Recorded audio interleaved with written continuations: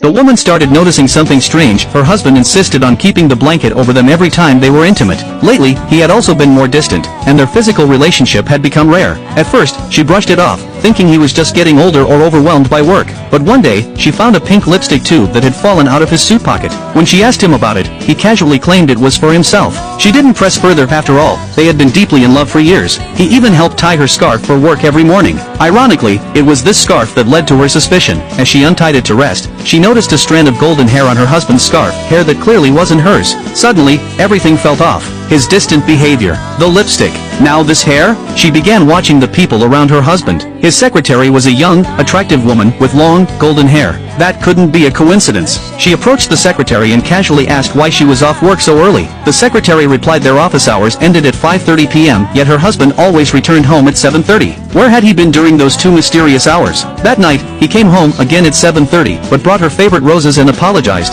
saying a business meeting had run long. He looked so sincere. She didn't argue, but deep down, her doubts remained. The next day, she confided in her best friend. But the moment she saw her friend's golden hair, identical to the one she'd found, her heart skipped a beat. Then the friend pulled out the exact same pink lipstick as the one she found in her husband's suit. It hit her like a punch to the gut. Could it be her husband and her best friend? Sensing something was off, the friend asked why she seemed so shaken. The woman hesitantly admitted that she thought her husband was cheating on her. Her friend quickly reassured her, promising that no matter what happened, she'd stand by her side. The woman smiled weakly. She still wasn't sure if her suspicions were right, but she needed to know. So she followed her husband. One day, he drove out to the countryside, flowers in hand, and entered a nursing home. Confused, she trailed behind and saw him enter a patient's room. She barged in, ready to confront him only to find her aunt, who she thought was still living in a rural village. After a conversation with the aunt, the woman felt deeply embarrassed. Her husband gently pulled her aside as she apologized for the misunderstanding. But he didn't scold her, he simply told her not to overthink. They embraced, seemingly closer than ever. Yet as she left the nursing home,